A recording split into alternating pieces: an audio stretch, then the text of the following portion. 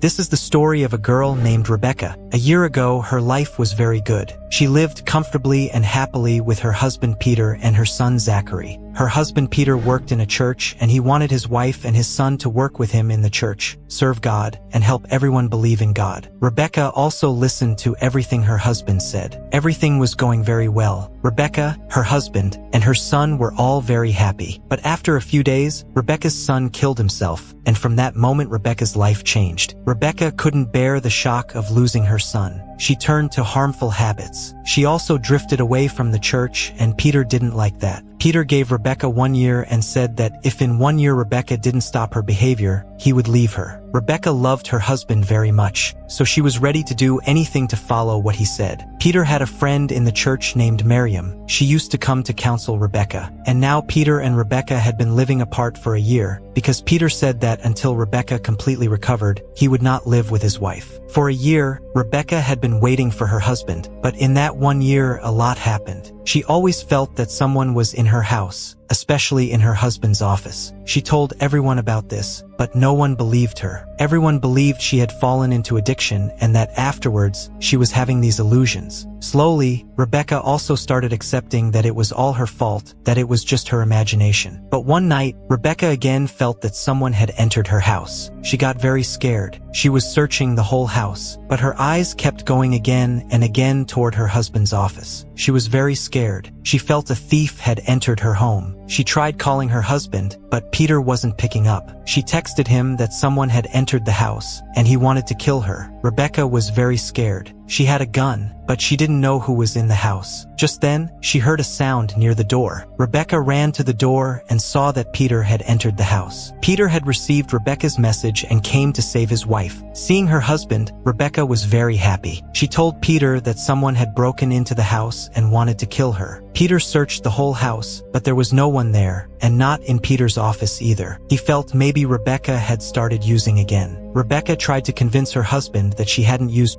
for a year, that she was getting better, that Miriam was helping her heal, and that she loved Peter very much. But Peter still wasn't ready to accept it. Rebecca was very scared. She was crying, but Peter didn't believe anything she said. He explained to Rebecca again that she had only a few months left. If she didn't improve, he would leave her. Peter left Rebecca and went away. The next day, Rebecca was cleaning the garden, but again she felt there was a shadow in her house. She didn't know whom to tell. After a while, Miriam came there. Rebecca told Miriam about it, but Miriam also refused to believe her. Just then, she received a message from her husband that he was coming to meet Rebecca that night. Reading this message, she became very happy, because after a year Peter himself was coming to meet her. Rebecca felt that finally Peter missed her and was coming to see her. She was very happy. She decorated the whole house, cooked food, and waited for Peter. Night came. Peter arrived. Rebecca met Peter, but Peter had not come to reconcile. He gave Rebecca divorce papers and said, "Sign these. I can't live with you anymore." Hearing this, Rebecca's heart broke. She tried to convince Peter that she would change. She would stop everything. She would start going to church again. But Peter was not ready to listen to anything. Now Rebecca was getting angry too. A terrible fight broke out between Rebecca and Peter. Peter told Rebecca, "I want to leave you because our son died because of you." Hearing this, Rebecca got even angrier. She said, "Do you remember that our son was happy until he went to camp with you? When he came back from camp, only then did he kill himself. Tell me, what exactly happened at the camp?" Peter and Rebecca were very angry at each other. They were both shouting a lot, and Peter decided he would not stay with Rebecca. Rebecca's son had left her, and now Peter was going to leave her too. Rebecca decided she would not live anymore. She went in front of Peter and was about to kill herself.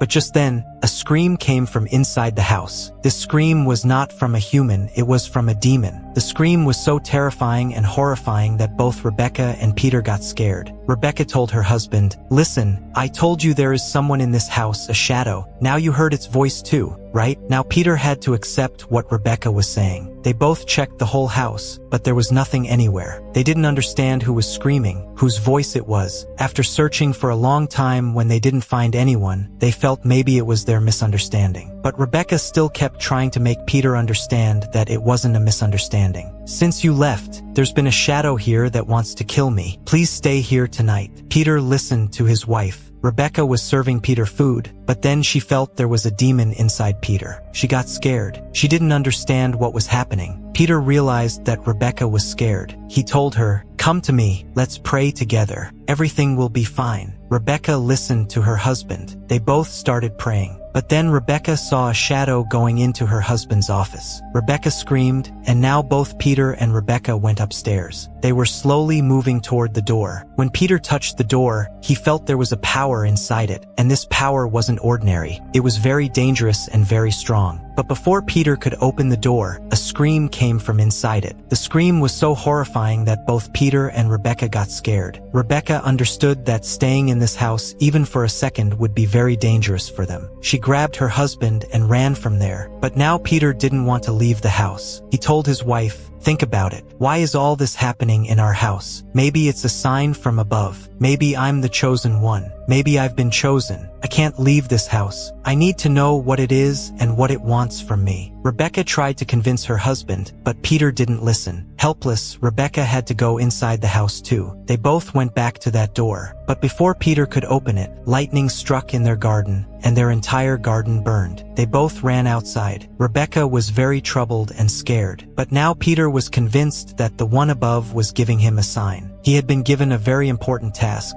and Peter would definitely do it. Rebecca understood that Peter was in no state to think or understand anything. She tried very hard to convince Peter to leave the house, telling him there was a shadow there, but Peter just wouldn't listen. Rebecca didn't know what to do. Just then, Rebecca saw a hand coming toward her that wanted to kill her. But before that hand could hurt Rebecca, she heard Peter shouting. Rebecca ran outside and saw that her husband had cut his hand and was marking the door with his blood. Rebecca asked Peter, "What are you doing?" Peter said, "Do you know who is inside this door? Angels have come inside this door. Angels have come to give me a task, to tell me how special I am. I have come close to the one above. Now I will work for him. And do you know what these angels are telling me? They are telling me they need blood. And look, I'll give them blood, and then they will give me powers." Rebecca understood that Peter had lost his mind and was in no condition to understand anything. But after that, their whole house began to shake. It felt like a dark power, a demon, had arrived there. Peter fed his blood to that demon, and a shadow came out from inside the door, drank Peter's blood, and then gave Peter dark powers. Peter's wounds healed by themselves. Peter began to scream, in joy, in pain. He couldn't bear so much power. He fainted. Rebecca understood that the house was very dangerous. She took her husband and ran from there, and finally she took him to Miriam's house. They told Miriam everything. Even Miriam couldn't believe it.